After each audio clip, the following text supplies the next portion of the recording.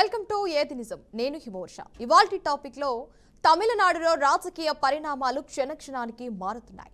TVK chief Vijay మరోసారి లోక్సభకు వెళ్లి గవర్నర్ రాజేంద్ర విశ్వనాథ్ ఆర్కర్లు కూడా కలిశారు. ముఖ్యంగా తమిళనాడులో ప్రభుత్వాన్ని ఏర్పాటు చేయడానికి అసెంబ్లీలో మెజార్టీ నిరూపించుకునేందుకు అవకాశం ఇవ్వాలని కోరారు. ఈ భేటీపై లోక్ భవన్ తాజాగా ప్రెస్ నోట్ విడుదల చేసింది. ఇవాళ గవర్నర్ ఆర్కర్లతో కూడా భేటీ కావడం, ముఖ్యంగా విజయ్ భేటీ కావడం అనేది ముఖ్యమైన అంశంగానే తీసుకోవచ్చు. మరి ఈ మెజార్టీ కనిపించడం లేదని వివరించినట్టు కూడా తెలుస్తోంది. మెజార్టీతోనే రావాలని గవర్నర్ సూచించారు అని లోక్ భవన్ నుంచి అధికారిక ప్రకటన కూడా వెలువడింది. అయితే ప్రభుత్వాన్ని ఏర్పాటు చేసేందుకు మరో ఇతర పార్టీని కూడా ఆహ్వానించబోమని విజయ్ కు గవర్నర్ హామీ ఇచ్చినట్లు కూడా తెలుస్తోంది. ప్రభుత్వం ఏర్పాటు చేయడానికి విజయ్ కు అనుమతి ఇవ్వాలని వీసీకే గవర్నర్ అయితే కోరింది. అయితే ప్రభుత్వ ఏర్పాటుకు సహకరించే అవకాశంపై మాత్రం స్పష్టత ఇవ్వలేదు. ఇద్దరిసే ఎమ్మెల్యేలు ఉన్నా కూడా వీసీకే సిపిఐ సానుకూలంగా స్పందించినా ఇంకా అధికారికంగా చెప్పలేదు. టీవీకేకు తొలుత అవకాశం ఇవ్వాలనే అభిప్రాయాన్ని డీఎంకే కూడా వ్యక్తం చేసింది. ఈ నేపథ్యంలో ప్రభుత్వ ఏర్పాటు ఎప్పుడు అవుతుందనే సందేహాలు కూడా వ్యక్తమవుతున్నాయి. రైట్, ఇక ఇదే అంశానికి సంబంధించి మనతో మాట్లాడడానికి అయితే జూమ్ లైవ్ లో సిద్ధంగా ఉన్నారు అనలిస్ట్ శ్రీరామ్ గారు. శ్రీరామ్ గారు, నమస్కారం అండి. అదేవిధంగా మనకు ఇంకో గెస్ట్ కూడా సిద్ధంగా ఉన్నారు, జహీర్ అఖ్తర్ గారు, టీపీసీసీ అధికార ప్రతినిధి అయినటువంటి. నమస్కారం అండి. నమస్కారం సార్, ఇప్పుడు మనం చూసుకుంటే గనక ఇప్పుడు ప్రజలకు ఒక స్పష్టమైన తీర్పు అనేది ఇప్పటి వరకు అంటే అర్థం కావట్లేదు. ఏంటి అంటే మరి విజయ్ అంటే తమిళనాడు రాజకీయ పరిణామాలు అనేది క్షణక్షణానికి మారుతున్నాయి. అంటే టీవీకే చీఫ్ అయినటువంటి విజయ్ మరోసారి లోక్ భవన్ కు వెళ్లి గవర్నర్ రాజేంద్ర విశ్వనాథ్ ఆర్లేకర్ను అయితే కలిసినట్టు కూడా తెలుస్తుంది కదా సార్. మరి అసలు దీన్ని ఏ విధంగా తీసుకోవచ్చు అంటారు? మరి కొత్త ప్రభుత్వాన్ని ఏర్పాటు చేయడానికి గ్రీన్ సిగ్నల్ ఇచ్చినట్టు కూడా కొన్ని సందేహాలు కూడా వ్యక్తం అవుతున్నాయి. అంటే నిజంగా గ్రీన్ సిగ్నల్ వచ్చిందా లేదు అంటే ఇంకా లేట్ అయ్యే అవకాశాలు ఏమైనా కనిపిస్తున్నాయి అంటారా?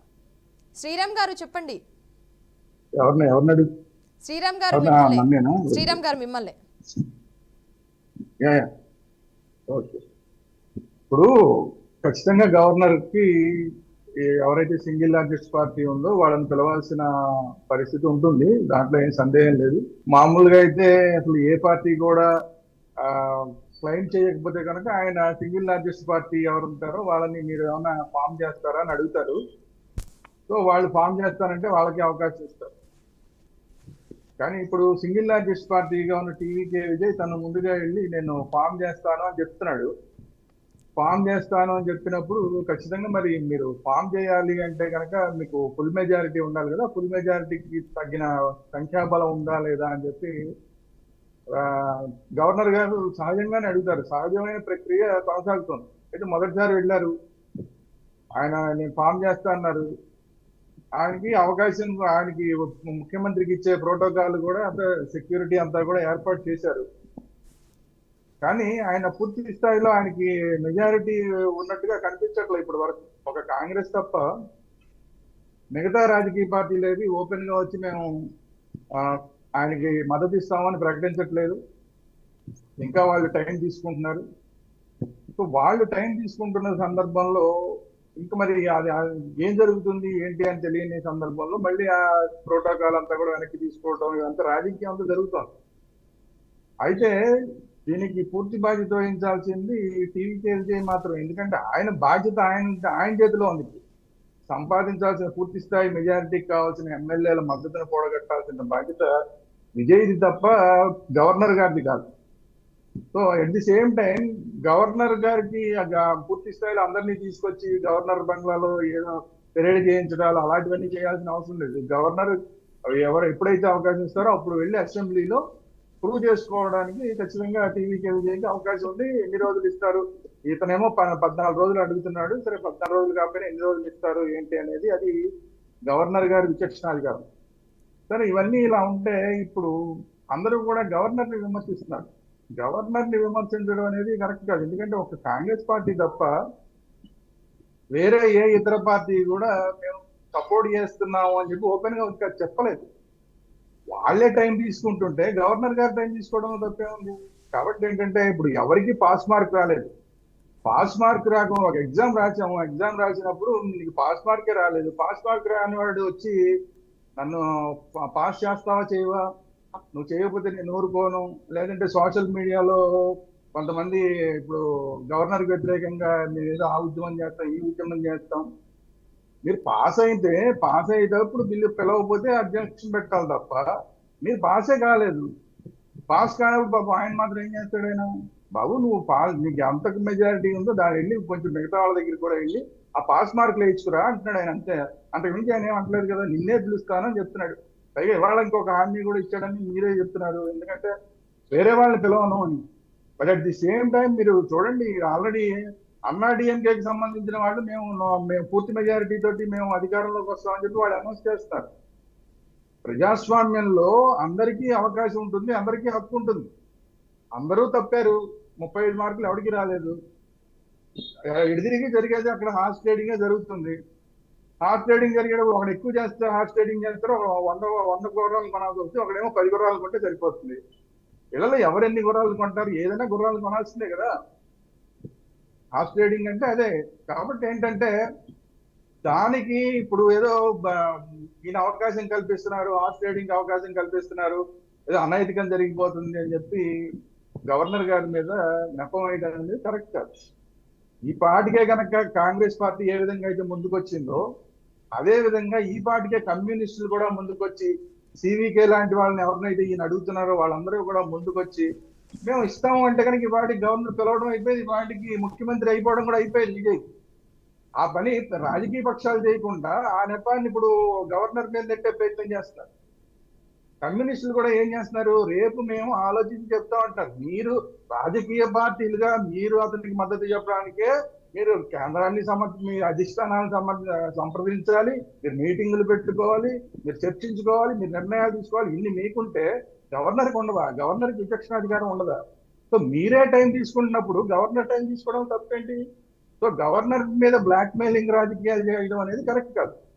అదే అందుకనే గవర్నర్ ఇవాళ హామీ ఇచ్చారు కదా, మిమ్మల్ని పిలుస్తాం ఫస్ట్. ఎట్టి పరిస్థితుల్లో ఫస్ట్ పిలిచేది ఎవరైతే సింగిల్ లార్జెస్ట్ పార్టీగా ఉంటుందో వాళ్ళనే పిలుస్తారు. ఎందుకు కంగారు? ఇప్పుడు నేను చెప్పాను ఏఐడిఎంకే వాళ్ళు మేము కూడా ఏర్పాటు చేస్తాం గవర్నమెంట్ అంటున్నారు. అంత మాత్రం చేత వాళ్ళని ముందు పిలవరు, ముందు విజయ్నే పిలుస్తారు. విజయ్ ఒకవేళ చెయ్యలేకపోతే అప్పుడు రెండో వాళ్ళు ఎవరైతే మేము గవర్నమెంట్ ఫామ్ చేస్తామంటారో వాళ్ళని పిలుస్తారు.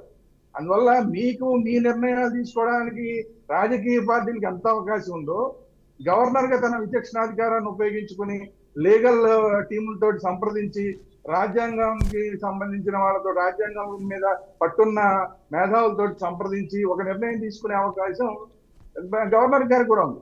సో అందువల్ల ఇప్పుడు గవర్నర్ మీద నెపమైన నెట్టడం అనేది కరెక్ట్ కాదు. రాజకీయ పార్టీలు ఎవరైతే ఈ రోజు విజయ్కి మేము మీరు చెయ్యండి, విజయ్కి మీరు అవకాశం ఇవ్వండి అని చెప్పి గవర్నర్కి సలహాలు ఇస్తున్నారో ఆ రాజకీయ పార్టీలన్నీ ముందు అసలు విజయ్కి మీరు మద్దతు ఇవ్వండి, ఆటోమేటిక్ గా గవర్నర్ గారు పిలుస్తారు. అందువల్ల నెపాన్ని గవర్నర్ మీద నెట్టేసి ఏదో సింపతి రాజకీయాలు చేయాలి అనుకోవడం అనేది కరెక్ట్ కాదు. లేదంటే ఎవరి మీద ఏదో ఒక పార్టీ మీద బ్లేమ్ చేయడం అనేది కరెక్ట్ కాదు. అందరికీ అవకాశం ఉంది రాజ్యాంగంలో, ఎవరి అవకాశాలు వాళ్ళు ఉపయోగించుకుంటారు. రాజకీయ పక్షాలు కూడా టైం తీసుకుంటున్నాయి, గవర్నర్ గారు కూడా టైం తీసుకుంటారు. ప్రజాస్వామ్యంలో వెయిట్ అండ్ సీ పాలసీ కొన్ని సందర్భాలకు తప్పదు. అది ఇప్పుడు జరుగుతుంది, చూద్దాం గవర్నర్ గారు ఏం నిర్ణయించుకుంటారు. ఒకవేళ ప్రజాస్వామ్యానికి విరుద్ధంగా ఆయన ఏదైనా నిర్ణయం తీసుకుంటే ఖచ్చితంగా అప్పుడు అందరూ విమర్శిస్తారు. శ్రీరామ్ గారు, మీరు అంటున్నారు కదా మద్దతు ఇవ్వాలి అని చెప్పేసి, మరి ఇప్పుడు ముఖ్యంగా మనం చూసుకుంటే మద్దతు కూడగట్టడంలో కూడా టీవీకి మరి ఇబ్బందులు ఎదుర్కొంటుందంటారా? అసలు ఎందుకంటారు మరి? అంటే మద్దతు అంటే ఇవాళ నిన్నటి దాకా వీళ్ళందరూ డిఎంకేతో కలిసి ఉన్నారు. మరి కాంగ్రెస్ పార్టీ ఒక నిర్ణయం తీసుకుంది. కాంగ్రెస్ పార్టీ నిర్ణయం తీసుకున్నంత తేలిగ్గా మిగతా వాళ్ళు ఆ ఫ్రెండ్షిప్ ను వదులుకోవడానికి ఇష్టపడకపోవచ్చు. ఇప్పుడు కూడా స్టాలిన్ గారు రెండోసారి విమర్శించాడు, కాంగ్రెస్ మమ్మల్ని అప్పుడు ఏమాత్రం సంప్రదించలేదు, రూల్స్ కు వ్యతిరేకంగా, అంటే కూటమి రూల్స్ కు వ్యతిరేకంగా వ్యవహరించింది అని ఆయన మాట్లాడుతున్నారు. సో అలా కూటమి రూల్స్ ఏవైతే వాళ్ళు ముందుగా మాట్లాడుకుని కూటమిగా ఏర్పడ్డారో ఆ నిర్ణయాలకు వ్యతిరేకంగా పనిచేయడానికి కమ్యూనిస్టులు ఇష్టపడకపోవచ్చు, డిఎంకేతో కలిసి నిన్నటి దాకా పనిచేసిన మిగతా పక్షాలు ఇష్టపడకపోవచ్చు. సో వాళ్ళకి టైం పడుతుంది, తీసుకొని మనం టైం తీసుకొని ఒక 2 రోజులు టైం తీసుకుని డిఎంకేతో సంప్రదించి ఇప్పుడున్న పరిస్థితులు ఇవి, ఇవాళ ఉన్న పరిస్థితుల్లో మీరు ఎదురిగి ఫామ్ చేయలేరు, కొంత వ్యతిరేకత ఆల్రెడీ మీ మీద ఉన్నది, కాబట్టి ఇలాంటి పరిస్థితుల్లో టీవీకి విజయ్కి సింగిల్ లార్జెస్ట్ పార్టీగా వచ్చాడు కాబట్టి కొంతకాలం వాళ్ళు నడవనివ్వడం మంచిది.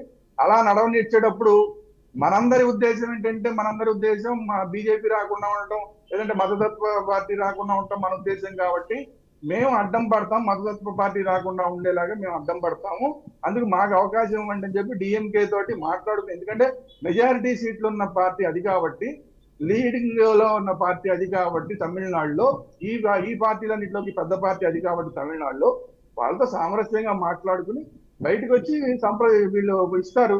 అప్పటిదాకా మరి విజయ్ వెయిట్ చేయాలి. విజయ్కి 108 సీట్లు వచ్చినాయి. అలాంటప్పుడు నేను సింగిల్ లార్జెస్ట్ పార్టీకి వచ్చాను కాబట్టి మీరు ఏమైనా సరే నాకు వచ్చి మద్దతు ఇవ్వాల్సిందే, నేను మిమ్మల్ని అడగం కానీ మీరు ఫోన్ చేయం కానీ మీరు ఇవ్వాల్సిందే అని వాళ్ళని అడగడం కూడా కరెక్ట్ కాదు. ఎలాగైతే గవర్నర్ ని నేను అప్లికేషన్ ఇవ్వగానే మీరు నన్ను ముఖ్యమంత్రిని చేయడానికి తెలుగుని ఇవ్వాలి, నాకు పర్మిషన్ ఇచ్చేయాలి అంటే కరెక్ట్ కాదు. రాజకీయ పార్టీలను కూడా వాళ్ళకి టైం తీసుకొని ఇవ్వాలి. వాళ్ళు ఎన్నటిదాకా వేరే వాళ్ళతో కలిసి ఉన్నారు, మీతో ఏం కలిసి లేరు, టీవీకే విజయ్తో కలిసి లేరు. మ్యాండేట్ కూడా ప్రజలు వాళ్ళతో కలిసి ఉన్నారు కాబట్టి ఆ మ్యాండేట్ ఇచ్చారు. మీతో కలిసి ఉంటే ఏం మ్యాండేట్ ఇచ్చారో, ఎక్కువ ఇచ్చారో తక్కువ ఇచ్చారో అదంతా వేరే విషయం. కాబట్టి వాళ్ళని కూడా టైం తీసుకొనివ్వండి. ఆ టైం తీసుకునేదాకా విజయ్ వెయిట్ చేయాలి. వెయిట్ చేసినప్పుడు ఆటోమేటిక్ గా గవర్నర్ గారు కూడా ఈ పార్టీలన్నీ కూడా మేము మద్దతు ఇస్తున్నాము, టీవీకే కానీ టీవీకే కాదు మిగతా కమ్యూనిస్టులు కానీ సివికే కానీ ఇలాంటి పార్టీలన్నీ కూడా కాంగ్రెస్ పార్టీ లాగే ఒక లెటర్ ఇస్తే కనుక ఆటోమేటిక్ గా గవర్నర్ గారు పిలుస్తారు. So wait and see policy అనేది కొంచెం కొన్ని సందర్భాల్లో ఓపిక పట్టాల్సి ఉంటుంది. ఆ ఓపిక సహనం అనేది టీవీకే విజయ్కి మాత్రమే కాకుండా ఆ పార్టీని ఎవరైతే సమర్థిస్తున్నారో వాళ్ళందరికీ కూడా కొంత ఓపిక అనేది ఉండాల్సిన అవసరం. రైట్ శ్రీరామ్ గారు, మీరు అలాగే హోల్లో ఉండండి. మనము జహీర్ అఖ్తర్ గారితో కూడా మాట్లాడదాం. జహీర్ అఖ్తర్ గారు నమస్కారం అండి. నమస్కారం అండి. ఇప్పుడు తమిళనాడులో జరుగుతున్నటువంటి రాజకీయ పరిణామాలు ఎలా ఉన్నాయంటే హార్స్ ట్రేడింగ్ కి అవకాశం ఇచ్చేటట్టు ఉన్నాయి. ఇది ఎందుకు చెప్పాల్సి వస్తుందనంటే భారతీయ జనతా పార్టీ అధికారంలోకి వచ్చినప్పటి నుంచి కేంద్రంలో 6 రాష్ట్రాల్లో ఇదే విధంగా చేయడం జరిగింది. ఏ పార్టీకి మెజారిటీ ఉన్నా ఆ పార్టీని కాదని వేరే పార్టీకి అవకాశం కల్పించి హార్స్ ట్రేడింగ్ చేసి ఆ పార్టీల నుండి ఎమ్మెల్యేలను కొనుగోలు చేసో భయభ్రాంతులకు గురి చేసో ఏదో రకంగా ఎమ్మెల్యేలను లాగేసేసి మళ్ళీ ప్రభుత్వాలు ఏర్పాటు చేసినటువంటి చరిత్ర ఉన్నది. కాబట్టే తక్షణమే అధికారము చేపట్టడానికి విజయ్ని ఆహ్వానించాలని చెప్పేసి కాంగ్రెస్ పార్టీ పక్షాన కోరుతా ఉన్నాం. ఎందుకు అలా చెప్తా ఉన్నామనంటే గోవాలో మీరు చూసినారు 2017లో కాంగ్రెస్ పార్టీకి 17 మంది ఎమ్మెల్యేలు గెలిచారు, బీజేపీకి 13 మంది ఎమ్మెల్యేలు గెలిచారు. కానీ అక్కడ ఉన్నటువంటి గవర్నర్ అప్పట్లో మృదులా సిన్హా గారు బీజేపీని ప్రభుత్వం ఏర్పాటు చేయడానికి పిలవడం జరిగింది. బీజేపీ అధికారంలోకి వచ్చి ప్రభుత్వాన్ని చేపట్టి అక్కడ ఉండేటటువంటి కాంగ్రెస్ పార్టీ ఎమ్మెల్యేలు చిలిక తీసుకొచ్చి అక్కడ ప్రభుత్వాన్ని ఏర్పాటు చేయడం జరిగింది. మణిపూర్ లో కూడా అదే విధంగా జరిగింది. 2017లో కాంగ్రెస్ కి అక్కడ 28 సీట్లు వచ్చినాయి, బీజేపీకి 21 సీట్లు వచ్చినాయి. అయినా కానీ గవర్నర్ గా ఉన్నటువంటి నజ్మా హెప్తుల్లా గారు బీజేపీకి అక్కడ పిలవడం జరిగింది. అరుణాచల్ ప్రదేశ్ లో 2016లో కాంగ్రెస్ పార్టీకి మెజార్టీ ఉన్నా అక్కడ అదే విధంగా జరిగింది. డిసెంబర్ 2015వ సంవత్సరంలో కూడా అరుణాచల్ ప్రదేశ్ లో కాంగ్రెస్ పార్టీ అధికారంలో ఉండగానే ఆ కాంగ్రెస్ పార్టీని తొలగించినటువంటి పరిస్థితుల్లో కాంగ్రెస్ పార్టీ సుప్రీంకోర్టుకి వెళ్ళినప్పటికీ సుప్రీంకోర్టు కూడా ఇది తప్పు, గవర్నర్ చేసినటువంటిది తప్పు, మళ్ళీ ఆ ప్రభుత్వాన్ని పునరుద్ధరించాలని చెప్పేసి అక్కడ సుప్రీంకోర్టు ఆదేశించినటువంటి పరిస్థితి ఉన్నది. ఆ విధంగా చాలా రాష్ట్రాలు మీరు చూసుకుంటే కర్ణాటకలో 2019లో కూడా ప్రభుత్వాన్ని ఏర్పాటు చేసుకోవడం జరిగింది. మధ్యప్రదేశ్ లో 2020లో అదే చేయడం జరిగింది. అదే విధంగా మహారాష్ట్రలో 2022లో అదే విధంగా చేయడం జరిగింది. అరుణాచల్ ప్రదేశ్ లో 2016లో అదే విధంగా చేయడం. అందుకొరకు ప్రజాస్వామ్యంలో ప్రజలు ఏ పార్టీని అయితే ఎన్నుకుంటారో, ప్రజాస్వామ్యంలో ప్రజలు ఎవరినైతే కోరుకుంటారో వారిని చేయాల్సినటువంటి బాధ్యత రాజ్యాంగబద్ధమైనటువంటి పదవులు ఉండేటటువంటి వాళ్ళకు ఉంది. ఒకటి. రెండో విషయం ఏంటంటే ఎప్పుడైనా సరే ఫ్లోర్ ఆఫ్ ద హౌస్ లోనే, అసెంబ్లీలోనే, అది పార్లమెంట్ అయితే పార్లమెంట్ లో, అసెంబ్లీ అయితే అసెంబ్లీలో, ఫ్లోర్ ఆఫ్ ద హౌస్ లోనే మెజారిటీని నిరూపించుకోవాల్సినటువంటి అవసరం ఉంటది. మెజారిటీని గవర్నర్ దగ్గర నిరూపించుకోవాల్సినటువంటి అవసరం లేదు. సింగిల్ లార్జెస్ట్ పార్టీగా ఉంది, 108 సీట్లు వచ్చినాయి. కాంగ్రెస్ పార్టీ 5 ఎమ్మెల్యే సీట్లను సపోర్ట్ చేయడం జరిగింది. అదేవిధంగా సివికే పార్టీ వాళ్ళు సపోర్ట్ చేయడం జరిగింది. మీరు రేపు విజయ్ని ముఖ్యమంత్రిగా అక్కడ అవకాశం ఇస్తే తాను ఫ్లోర్ ఆఫ్ ద హౌస్ లో ఆ యొక్క మెజారిటీని నిరూపించుకునేటటువంటి అవకాశం ఉంటది. అలా కాకుండా భారతీయ జనతా పార్టీ కేంద్ర ప్రభుత్వము మొత్తంగా కేంద్ర ప్రభుత్వ వ్యవస్థలను అన్నిటినీ కూడా, అది ఈడీ కానివ్వండి, సిబిఐ కానివ్వండి, ఇన్కమ్ ట్యాక్స్ కానివ్వండి, ఎలక్షన్ కమిషన్ కానివ్వండి, చివరికి వస్తే గవర్నర్ల వ్యవస్థను కూడా భ్రష్టు పట్టించి గవర్నర్ల మీద కూడా ఒత్తిడి తీసుకొచ్చి ఈ రకంగా భారతీయ జనతా పార్టీకి సపోర్ట్ లేనటువంటి, భారతీయ జనతా పార్టీకి వ్యతిరేకంగా ఉన్నటువంటి ప్రభుత్వాలు నిలబడకుండా, ఆ ప్రభుత్వాలు ఏర్పాటు చేయకుండా చేసేటటువంటి కుట్రలో భాగంగానే ఇది జరుగుతుందని చెప్పేసి అనుకుంటా ఉన్నాం. ఎందుకనంటే మీరు ఒకసారి ఆలోచన చేయండి. జహీర్ అఖ్తర్ గారు, అంటే కాంగ్రెస్ పార్టీ కానీ, సిపికే కానీ, కమ్యూనిస్ట్ పార్టీలు కానీ సపోర్ట్ చేస్తా ఉన్నాయి కదా, మీరు ప్రభుత్వంకి విజయ్ని పిలవట్లేదు కదా. అదే ఒకవేళ భారతీయ జనతా పార్టీ ప్రభుత్వానికి విజయ్కి సపోర్ట్ చేసి ఉంటే గవర్నర్ ఈ రోజు వరకు, ఈ టైం వరకు విజయ్ని ఆపేవాడా లేకపోతే ముఖ్యమంత్రి స్థానంలో కూర్చోబెట్టేవాడా అనేది దేశ ప్రజలందరికీ తెలుసు. అంటే ఇక్కడ జహీర్ అఖ్తర్ గారు, మనం ఇక్కడ ప్రధానంగా మాట్లాడుకోవాల్సిన విషయం ఏంటంటే, అంటే ఇప్పుడు సీఎం అభ్యర్థిపై నిజంగా అంతర్గతంగా ఏమైనా భేదాభిప్రాయాలు నిజంగా ఉన్నాయంటారా, లేవంటారా? మరి ఇలాంటి భేదాభిప్రాయాలు లేవు. ప్రభుత్వానికి, అతనికి ఎమ్మెల్యేలకు పూర్తి స్థాయి మద్దతు విజయ్కు ఉంది. విజయ్ పేరు పైనే, విజయ్ బొమ్మ పెట్టుకునే వాళ్ళు గెలవడం జరిగింది. వాళ్ళు నిజాయితీగా విజయ్ వెంట ఉన్నారు. కాంగ్రెస్ పార్టీకి సంబంధించిన 5 మంది ఎమ్మెల్యేలు విజయ్ వెంట, విధంగా సివికే పార్టీకి సంబంధించిన వాళ్ళు ఉన్నారు. కమ్యూనిస్టులు 4 కూడా రేపు వాళ్ళు కూడా మద్దతు లేఖ వాళ్ళు కూడా ఇవ్వడం జరుగుతుంది. Everything is clear. గవర్నర్ తక్షణమే హార్స్ ట్రేడింగ్ జరగకుండా, గతంలో ప్రజాస్వామ్యం కూని అయినటువంటి రాష్ట్రాల పేర్లు మీకు చెప్పిన, సందర్భాలు చెప్పిన, సంవత్సరాలు చెప్పిన, ఆ రకంగా జరగకుండా చూడాల్సినటువంటి బాధ్యత గవర్నర్ పైన ఉంది. గవర్నర్ గారు రాజ్యాంగబద్ధమైనటువంటి పదవిలో ఉన్నారు. ప్రజలు కోరుకున్నటువంటి ప్రభుత్వాన్ని నిలబెట్టేటటువంటి బాధ్యత రాజ్యాంగబద్ధమైనటువంటి పదవిలో ఉన్నటువంటి గవర్నర్ గారి యొక్క బాధ్యత అని చెప్పేసి చెప్తా ఉన్నాం. మరి మీరు అన్నట్లుగానే ఎలాంటి భేదాభిప్రాయాలు లేవు అని అన్నారు కదండి, అంటే దాన్ని ఉద్దేశించి మాట్లాడుతున్నాము. ఇప్పుడు అంత ఎలాంటి భేదాభిప్రాయాలు లేవు అన్నప్పుడు మరి ఎందుకు ఇప్పుడు ఈ సీఎం పదవిపై ఎందుకు ఇంకా ఉత్కంఠ ఎందుకు నెలకొంటుంది, మరి ఎందుకు ఆలస్యం అవుతుంది? అంటే ప్రజల నుంచి ఒక స్పష్టత వచ్చినప్పటికీ కూడా మరి ప్రభుత్వం నుంచి మరి ఎందుకు ఇంత ఆలస్యం అవుతుందని చెప్పొచ్చు అంటారు? మరి దీనికి గల కారణాలు ఏమైనా ఉన్నాయంటారా, లేదు అంటే గనక మీరు అన్నట్లుగానే భేదాభిప్రాయాలు ఎలాంటివి లేవు అని చెప్తారా? అదే గవర్నర్ గారి ద్వారానే, గవర్నర్ గారికి ఎక్కడి నుంచి ఫోర్స్ ఉంది, కేంద్ర ప్రభుత్వం నుంచి ఫోర్స్ ఉందా, భారతీయ జనతా పార్టీ నుంచి ఫోర్స్ ఉందా, ఎవరి వల్ల ఫోర్స్ ఉందా అనేటటువంటిది ఇప్పుడు కామన్ గా ఎవరికైనా తెలుస్తుంది కదా అండి. గతంలో కూడా ఈ రకంగా ప్రభుత్వాలు మెజార్టీ వచ్చినటువంటి వాళ్ళని పిలవకుండా, మెజార్టీ లేనటువంటి భారతీయ జనతా పార్టీని పిలిపించి అక్కడ ఉండేటటువంటి ఎమ్మెల్యేలను లాగేసుకొని ప్రభుత్వాలు ఏర్పాటు చేసిన పరిస్థితులు ఉన్నాయి. కాబట్టి ఇప్పుడు కూడా ఏదైనా ఆ రకమైనటువంటి ప్రయత్నము భారతీయ జనతా పార్టీ, కేంద్ర ప్రభుత్వము చేస్తా ఉందా అనేటటువంటి అనుమానం ఉంది. ఇక్కడ విజయ్ విషయంలో కానీ, వాళ్ళ పార్టీ విషయంలో కానీ, వాళ్ళకి మద్దతు ఇస్తున్నటువంటి పార్టీ విషయంలో కానీ, విజయ్ ముఖ్యమంత్రి విషయంలో ఎలాంటి రెండో అభిప్రాయం కానీ, భేదాభిప్రాయాలు కానీ లేవు. రైట్. జహీర్ అఖ్తర్ గారు, మీరు అలాగే హోల్లో ఉండండి. మనం శ్రీరామ్ గారితో కూడా మాట్లాడదాం. శ్రీరామ్ గారు, చెప్పండి.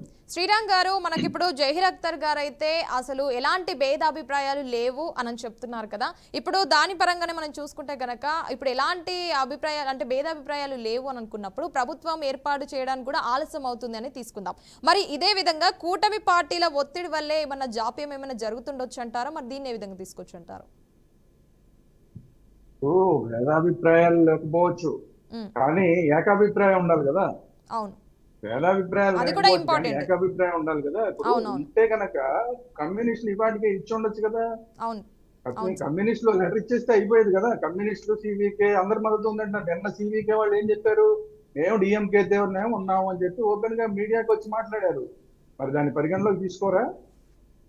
మళ్ళీ ఈ రోజు ఏం మాట్లాడుతున్నారు, ఎప్పుడైతే గవర్నర్ వెనక్కి పంపించాడో విజయ్ని, అబ్బాయి అట్లా ఎట్లా వెనక్కి పంపిస్తారు, మీరు అతన్ని పిలవాల్సిందే, అతనికి అవకాశం ఇవ్వాల్సిందే అని సివికే మాట్లాడుతోంది.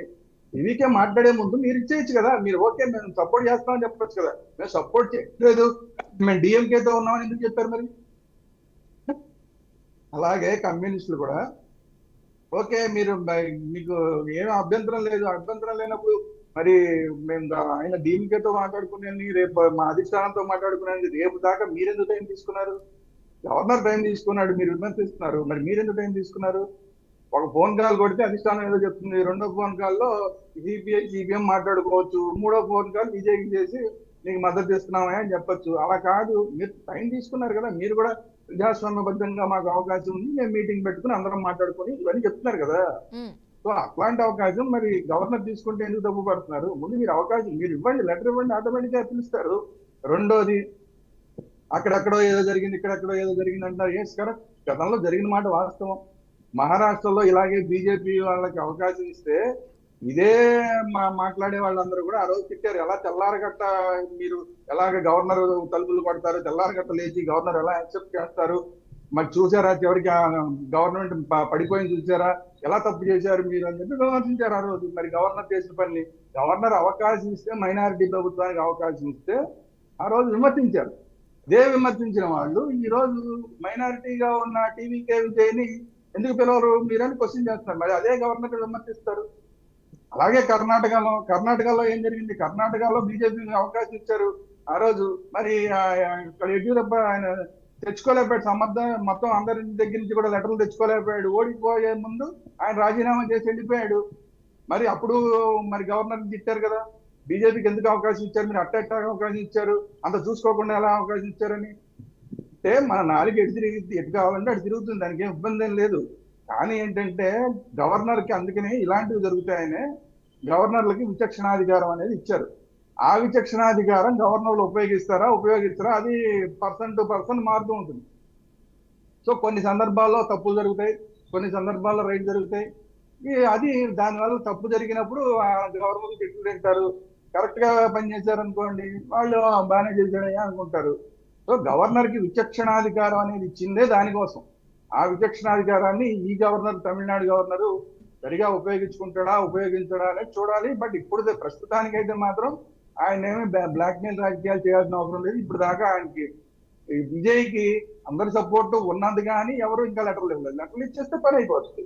ఇప్పుడు అలాగే ఇప్పుడు బీజేపీకి అవకాశం ఇస్తే పార్టీకి ఎప్పుడోనే అయిపోయేది కదా, ముఖ్యమంత్రి అయిపోయేవాడు కదా విజయ్ అంటారే. కరెక్ట్ అయిపోయింది.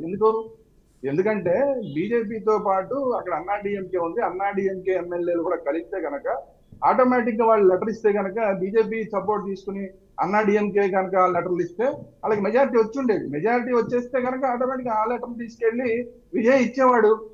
విజయ్ ఏమైనా సంప్రదించలేదా? అన్నాడీఎంకేని కూడా సంప్రదించాడు కదా. అన్నాడీఎంకే వాళ్ళు కనుక ఈ పాటికి లెటర్లు ఇస్తే ఆ పని అయిపోయేది కదా. ఇప్పుడు కమ్యూనిస్టుల కోసం, కాంగ్రెస్ కోసం వెయిట్ చేయాల్సిన అవసరం లేదు. అన్నాడీఎంకే దగ్గర నుంచి మీరు లెటర్ తెచ్చుకోగలిగితే విజయ్ అయినా వాటికి మీరు ముఖ్యమంత్రి అయిపోవడం కూడా జరిగేది. అది కూడా అన్నాడీఎంకేతో బీజేపీతో వెళ్ళొద్దని అనుకుంటున్నాడు కదా. ఆయన భావజాలానికి వ్యతిరేకమైనటువంటి బీజేపీతో వెళ్ళొద్దు అనేది ఆయన ఆలోచన.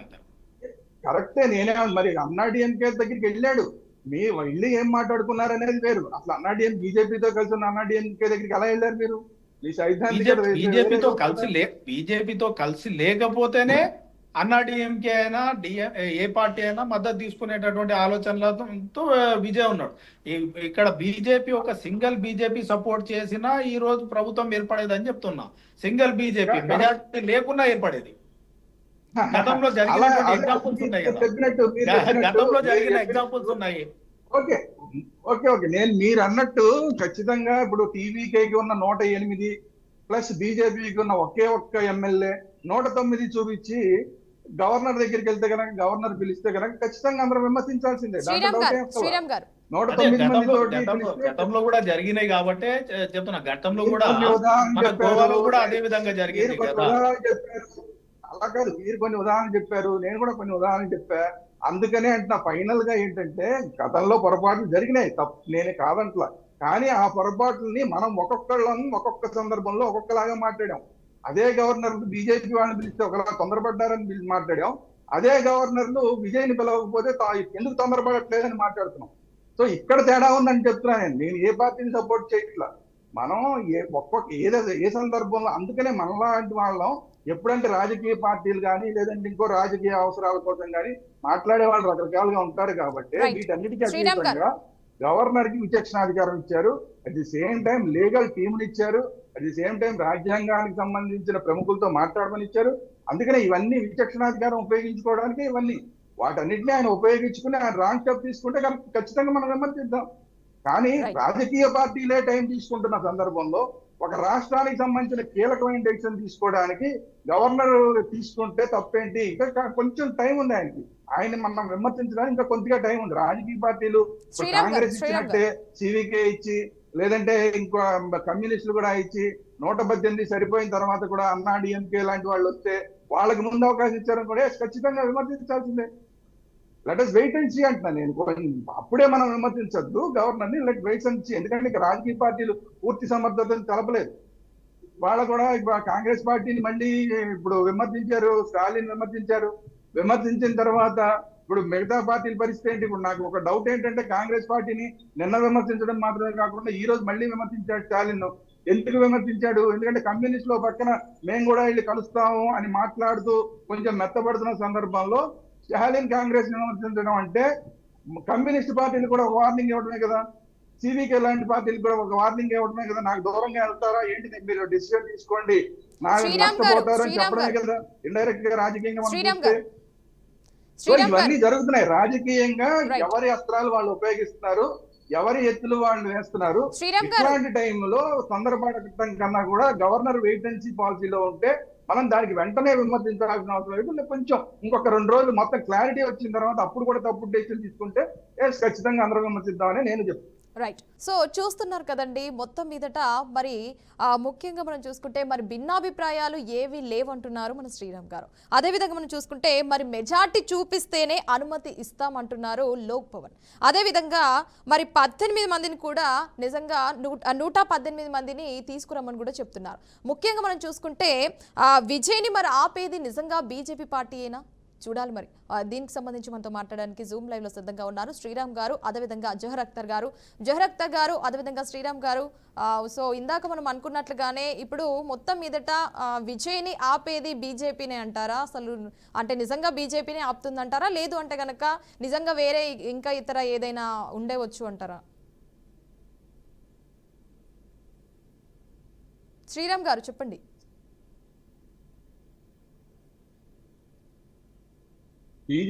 బీజేపీ ఆపుతోందా లేదా అన్నదానికి మనం ఎలాగైనా వ్యాఖ్యానం చేసుకోవచ్చు. ఎందుకంటే మనం గతంలో ఇందాక మిత్రులు చెప్పినట్టు గతంలో భారతీయ జనతా పార్టీ చరిత్ర లాగుంది. గవర్నర్ వ్యవస్థని భ్రష్టు పట్టించిన వ్యవస్థ భారతీయ జనతా పార్టీ చరిత్రలో ఉంది.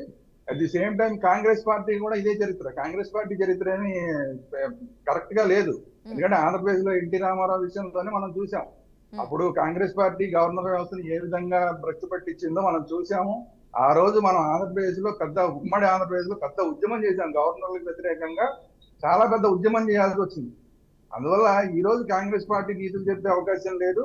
At the same time Bharatiya Janata party కూడా నీతులు చెప్పే అవకాశం లేదు.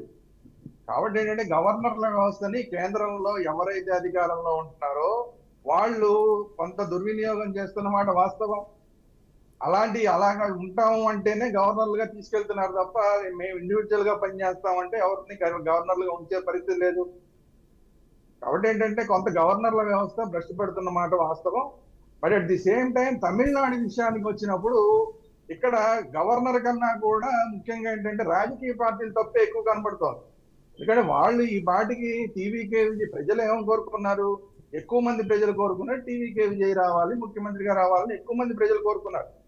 But at the same time అది బలం సరిపోలేదు.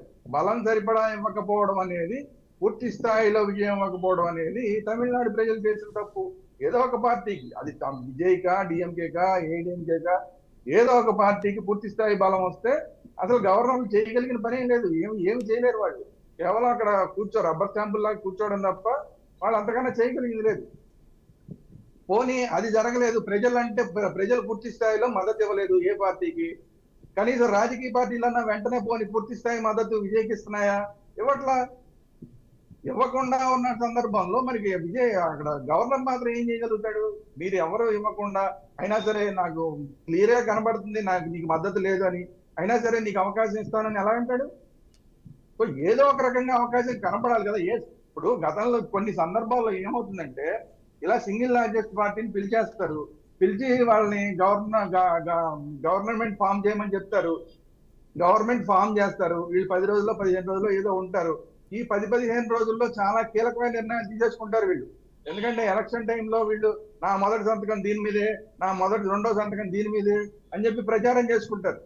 అలాంటి సంతకాలన్నీ వరుస పెట్టి పెట్టేస్తారు వీళ్ళు. 10 రోజుల్లో 15 రోజుల్లో ఉన్నంత కాలం ఇష్టం వచ్చినట్టు సంతకాలు పెట్టేస్తారు. కానీ ఇది మైనారిటీ 10 రోజుల తర్వాత ఈ గవర్నమెంట్ కి సపోర్ట్ ఉండదు, పడిపోతుంది. అలాంటి మైనారిటీ గవర్నమెంట్ తీసుకున్న నిర్ణయాలు కొన్ని మంచి నిర్ణయాలు ఉంటాయి, కొన్ని చెడ్డ నిర్ణయాలు ఉంటాయి. వాటన్నింటినీ కూడా రాష్ట్రం భరించాల్సిందే కదా. కాబట్టి ఏంటంటే అందుకనే విచక్షణాధికారాన్ని గవర్నర్లకు ఇచ్చారు. కొంతమంది గవర్నర్లు సరిగా ఉపయోగించుకుంటారు, కొంతమంది గవర్నర్లు కేంద్రం చేతిలో కీలుబొమ్మలుగా మారి అలాగా కూడా పనిచేస్తారు.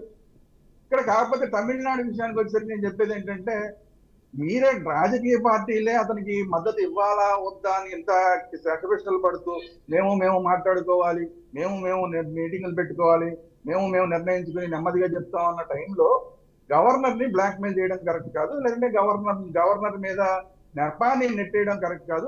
మీరు తొందరగా నిర్ణయం తీసుకోండి. మీరు విజయ్కే మీరు విజయ్కే మద్దతు ఇవ్వదలుచుకుంటే 100% విజయ్కి మద్దతు ఇవ్వండి, ఇమీడియట్ గా మీటింగులు పెట్టుకోండి, ఇమీడియట్ గా లెటర్లు ఇవ్వండి. అప్పుడు కూడా గవర్నర్ ఇవ్వలేదనుకోండి, అప్పుడు ఖచ్చితంగా ప్రజా ఉద్యమం వస్తుంది. ఆంధ్రప్రదేశ్ లో గతంలో ఏ విధంగా వచ్చిందో, కుముద్బెన్ జోషి మీద ఏ విధంగా అయితే ఆ రోజు రామారావు గారు చేస్తే వచ్చిందో అంత ప్రజా ఉద్యమం వస్తుంది. కానీ అలా కాకుండా అసలు పక్కన రాజకీయ పార్టీలు పూర్తి స్థాయిలో మద్దతు ఇవ్వకుండా ఏమైనా సరే నన్ను పాస్ కానివాడు 35 మార్కులతో పాస్ కానివాడు ఏమైనా సరే నన్ను పాస్ చేయాల్సిందే, నన్ను ముఖ్యమంత్రిని చేయాల్సిందే, లేకపోతే నేను కోర్టుకి వెళ్తాను, లేకపోతే రాజ్యాంగానికి వీళ్ళతో మాట్లాడతాను. మీకు ఇందాక కూడా విజయ్ ఏదో లీగల్ ఎక్స్పర్ట్స్ తోటి మాట్లాడాడు, 3 గంటలను వస్తుంది. మాట్లాడితే ఏమవుతుంది? ఏమవుదు. మీరు కోర్టుకి వెళ్ళినా కూడా కోర్టు కూడా ఏం చేయలేదు. ఎందుకంటే మీరు మద్దతు సంపాదించాల్సిన బాధ్యత మీ మీద ఉంది. అట్ ది సేమ్ టైం ఈ బ్లాక్ మెయిలింగ్ రాజకీయాలు కరెక్ట్ కాదు. సోషల్ మీడియా ద్వారా ఏదో ఉద్యమం చేస్తాం, మెరీనా బీచ్ లో ఏదో ఉద్యమం చేస్తాం, ఇలాంటివన్నీ చెబితే పోలీస్ సంస్థ తను చేయాల్సిన పని తను చేస్తుంది. తప్పు మన దగ్గర పెట్టుకుని ఎదుటివాడి మీద నెట్టడం కన్నా కూడా మన దగ్గర తప్పు కరెక్ట్ చేసుకుని ఆ తర్వాత కూడా ఎదుటివాడు తప్పు చేస్తుంటే అప్పుడు ఖచ్చితంగా ప్రజలు చేసే ఉద్యమం అయినా పార్టీలు చేసే ఉద్యమం అయినా దానికి మొత్తం అందరూ కూడా సపోర్ట్ చేస్తారు, దేశవ్యాప్తంగా సపోర్ట్ వస్తుంది. అంతగా ఈ లోపు మాత్రం ఇలాంటి పనులు చేస్తే అది బ్లాక్ మెయిలింగ్ రాజకీయం అవుతుంది తప్ప కరెక్ట్ రాజకీయం అవుతుంది. అందుకని విజయ్ ఇప్పుడు దాకా చాలా మంచిగా ఉన్నాడు, చక్కగా మాట్లాడాడు అందరినీ. ఈ డిఎంకేని కూడా ఈవెన్ స్టాలిన్ అంకుల్ అన్నాడు తప్ప ఎక్కడా కూడా ఎవరిని పొరపచ్చాలు మాట్లాడలేదు. ఇప్పుడు నిన్న కూడా వెళ్ళి గవర్నర్ కలిశాడు, అప్పుడు కూడా గవర్నర్ కి వ్యతిరేకంగా ఏం మాట్లాడలేదు. ఇప్పుడు గవర్నర్ కి రెండోసారి వెళ్ళాడు, రెండోసారి కూడా అతను గవర్నర్ కి వ్యతిరేకంగా ఏం మాట్లాడలేదు. అతనే గవర్నర్ కి వ్యతిరేకంగా ఏం మాట్లాడకపోతే మిగతా పార్టీలు ఈ ప్రకాష్ రాజు, కమల్ హాసన్ ఎవరు వీళ్ళంతా నిన్నటిదాకా డిఎంకే సపోర్ట్ చేసిన వాళ్ళు ఇవాళ వచ్చేసి ఏమైనా సరే విజయ్కి ఇవ్వాల్సిందే, ఇవ్వకపోతే నువ్వు బీజేపీ చేతుల్లో కీలు బొమ్మవి, నువ్వు రాజ్యాంగానికి వ్యతిరేకంగా వీళ్ళంతా మాట్లాడడానికి రాజ్యాంగానికి ఏం తెలుసని మాట్లాడుతున్నారు వీళ్ళంతా. కాబట్టి ఏంటంటే సంయమనం అనేది అవసరం. విజయ్కి ఏ విధంగా సంయమనం ఉందో అదే విధమైన సంయమనంతో మిగతా వాళ్ళు కూడా ఉండి 1-2 రోజుల్లో మీ ఏవైతే లోపాలు ఉన్నాయో అవి సరి చేసుకుని సివికే పార్టీ ఆ లెటర్ ఇచ్చేసి కమ్యూనిస్టుల లెటర్ ఇచ్చేస్తే అయిపోయింది. అక్కడితో పని అయిపోయింది. గవర్నర్ ఆటోమేటిక్ గా పిలుస్తారు. తెలవకపోతే ఖచ్చితంగా ప్రజా ఉద్యమం వస్తుంది, దానికి దేశవ్యాప్తంగా అందరూ సపోర్ట్ చేస్తారు. ఈ లోపే మాట్లాడితే బ్లాక్ మెయిలింగ్ రాజ్యం అవుతుంది. రెండింటికి తేడా గమనించాలి. మామూలుగా అప్పుడు కూడా ఇవ్వకపోతే అప్రజాస్వామికంగా గవర్నర్ వ్యవహరిస్తే అప్పుడు దేశవ్యాప్తంగా మద్దతు వస్తుంది. ఈ లోపే మీదే తప్పులు మీ దగ్గర పెట్టుకుని గవర్నర్ ని విమర్శించారనుకోండి, అది బ్లాక్ మెయిలింగ్ రాజకీయం అవుతుంది. ఈ రెండిట్లో ఏది అనేది విజ్ఞులైన ప్రజలు అర్థం చేసుకుంటారు. రైట్. జహర్ అఖ్తర్ గారు చెప్పండి, ఇప్పుడు మన శ్రీరంగ్ గారు చెప్పినట్లుగానే అసలు విజయ్ ఎవరితో కూడా అంటే తప్పుగా ప్రవర్తించలేదు, తప్పుగా ఎవరితో కూడా మాట్లాడలేదు, గవర్నర్ గారితో కూడా చక్కగానే మాట్లాడారు, అందరితో కూడా మంచి అభిప్రాయాలే ఉన్నాయి అని చెప్తున్నారు కదా. కాబట్టి ఇప్పుడు ఏంటి అంటే ఎన్నికల ముందు కూడా విజయ్ సినిమా విడుదల కాకుండా అంటే దానికి కాకుండా ఈడీ విచారణ పేరుతో ఇబ్బంది పెట్టారు కదా, అంటే దాన్ని ఇంక్లూడ్ చేసి మరి. సో ఇప్పుడు అంటే ఇప్పుడు కూడా అంటే విజయ్ని ఉద్దేశించి మిగతా పార్టీలు అన్ని కలిసి అంటే ఈ మిగతా పార్టీలు అన్ని కలిసి విజయ్ని దీన్ని ఉద్దేశించి ఇబ్బంది పెట్టడం ఏమైనా జరుగుతుందంటారా నిజంగానే? అంటే ఇబ్బంది పెట్టి ఈ విధంగా తనని అంటే మన సీఎం పదవికి ఇంకా డీలే చేయడం ఇలాంటివి జరుగుతున్నాయి అంటారా? అంటే దీని కూడా గల కారణాలు అయ్యి ఉండొచ్చు అంటారా మరి? విజయ్ గారు ఎంత ఫేర్ గా ఉన్నారు అనేటటువంటిది మన అనలిస్ట్ గారు చెప్పినట్లు హీఈస్ వెరీ ఫేర్. కానీ ఇక్కడ బ్లాక్ మెయిలింగ్ లేకపోతే ఏంటిది అని అంటే గతంలో జరిగినటువంటి ఎక్స్పీరియన్సెస్ ను బేస్ చేసుకుని గతంలో జరిగినటువంటి ఎక్స్పీరియన్స్లను చూసి ఆ ఎక్స్పీరియన్స్ల వల్ల ఇప్పుడు ఏమన్నా ఇబ్బంది జరుగుతుందేమో అనేటటువంటి ఒత్తిడి జరిగేటటువంటి అవకాశం ఉంది. కాబట్టి ఒత్తిడి తెచ్చేటటువంటి కార్యక్రమమే.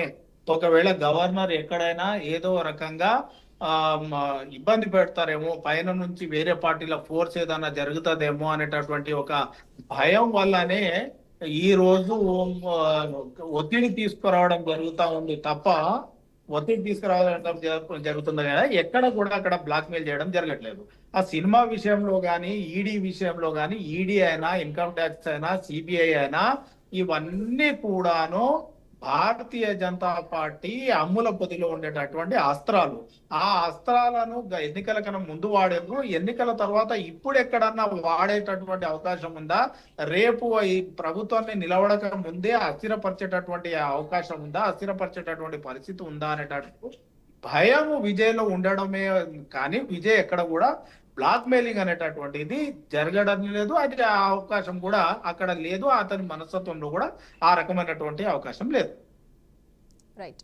ఇప్పుడు జహీర్ అఖ్తర్ గారు మీరు అన్నట్లుగానే అంటే ఇప్పుడు విజయ్కి అంటే మీరు అంటే మన శ్రీరామ్ గారు చెప్పిన దాని విధంగా అదేవిధంగా మీరు చెప్పింది కూడా చూసుకుంటే కనుక ఇప్పుడు మీరు అంటున్నారు కదా, ఇప్పుడు మరి విజయ్కి నిజంగానే రాజకీయ అనుభవం లేకపోవడం కూడా ఒక ముఖ్య కారణంగా మనం తీసుకొచ్చి అంటారు మరి, అంటే ఇంత లేట్ అవ్వడానికి?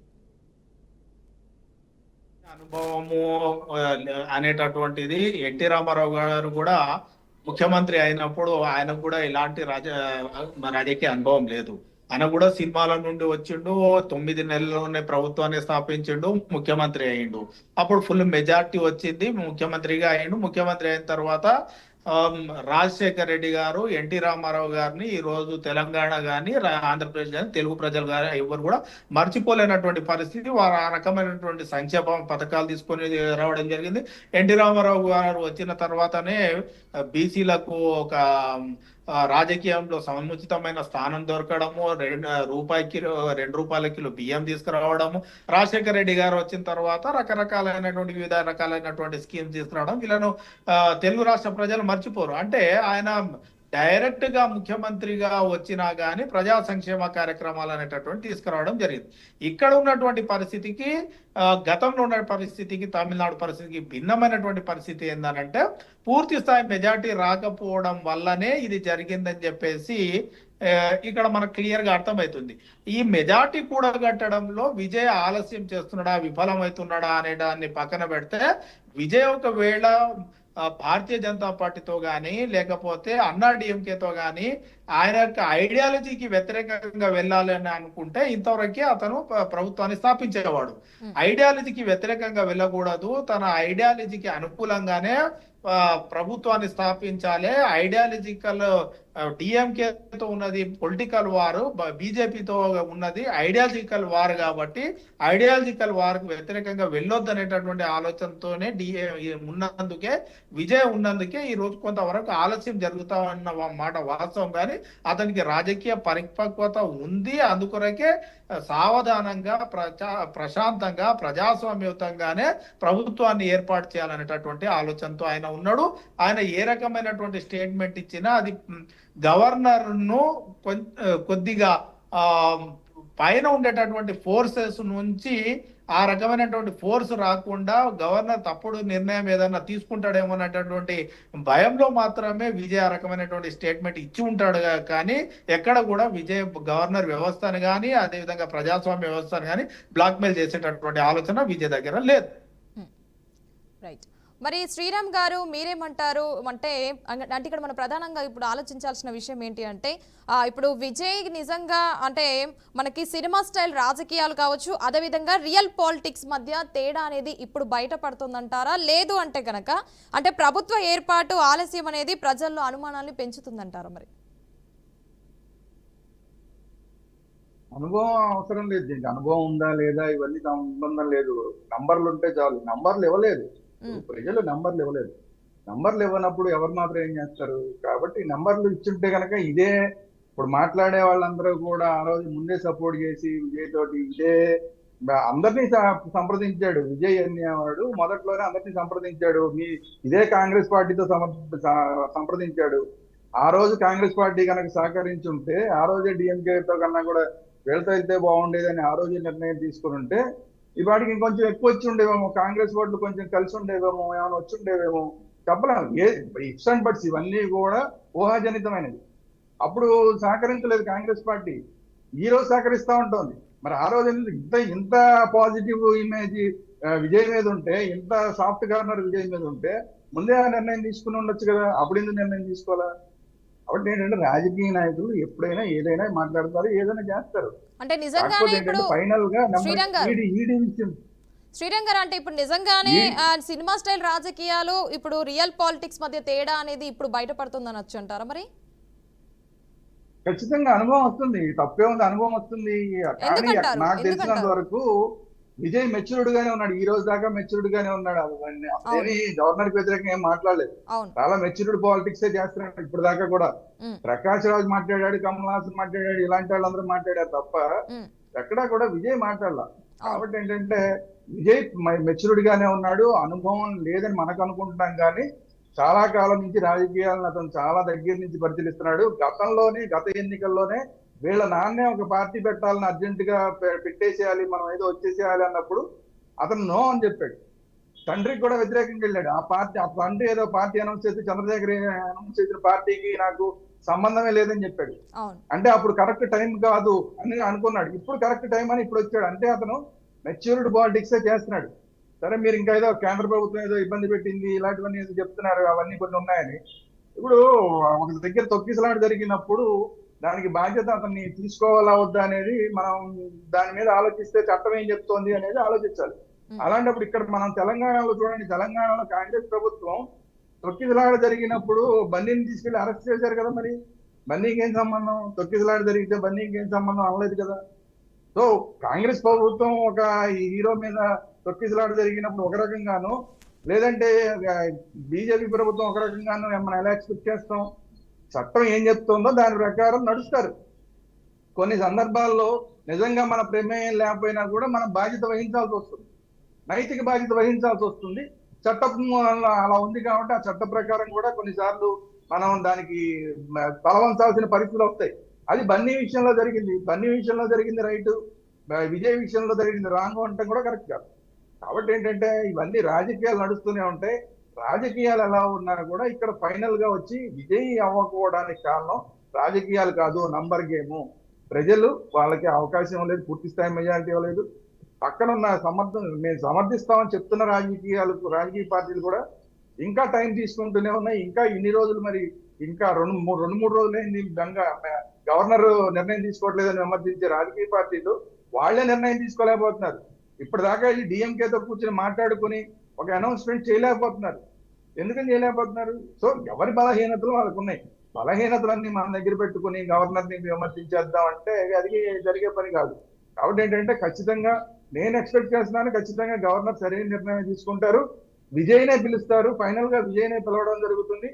ఈ రాజకీయ పార్టీలు ఎప్పుడైతే లెటర్లు ఇవ్వడం కానీ లేదంటే ఒక స్టేట్మెంట్లు ఇవ్వడం కానీ చేస్తాయో ఇమీడియట్ గా గవర్నర్ విజయ్ని పిలవడం జరుగుతుంది. రాబోయే రోజుల్లో తమిళనాడులో విజయ్ ముఖ్యమంత్రి అవుతాడని నేనైతే అనుకుంటున్నాను. కాకపోతే మనం ఏంటంటే కొంతమంది తొందరపడి గవర్నర్ విమర్శిస్తున్నాం తప్ప ఫైనల్ గా జరిగేది విజయ్ ముఖ్యమంత్రి అవుతాడని నా ఉద్దేశం.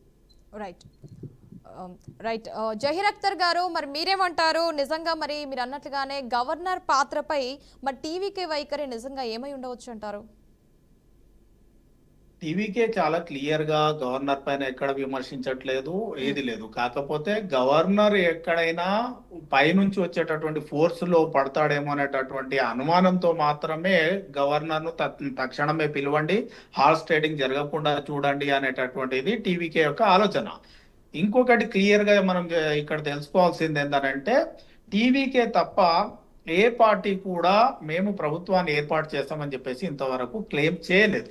ఏ పార్టీ కూడా క్లెయిమ్ చేయనప్పుడు క్లెయిమ్ చేసినటువంటి పార్టీ టీవీకే మెజార్టీకి దగ్గరగా ఉంది. మెజార్టీ నిర్వహించుకోవాల్సింది ఫ్లోర్ ఆఫ్ ద హౌస్ కాబట్టి ఈ హార్స్ ట్రేడింగ్ జరగకుండా గత ఎక్స్పీరియన్సెస్ ను చూసుకొని రాజ్యాంగం కల్పించినటువంటి గవర్నర్ కల్పించినటువంటి ఆర్టికల్ 164 ప్రకారం ఉన్నటువంటి విచక్షణ అధికారాన్ని ఉపయోగించి ఇప్పుడు తక్షణమే అక్కడ ప్రభుత్వాన్ని ఏర్పాటు చేయడానికి అవకాశం కల్పిస్తే floor of the house TVK ఖచ్చితంగా బల నిరూపణలలో సక్సెస్ అవుతుంది. టీవీకే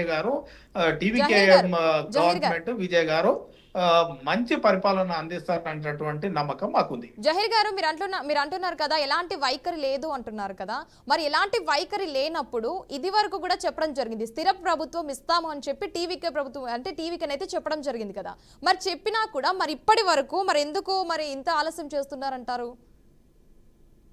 అదే చెప్తున్నామనండి, ఇప్పుడు ఏదైనా సరే బల నిరూపణ అనేది రాజ్భవన్ లో జరగదు, బల నిరూపణ జరిగేది అసెంబ్లీలో.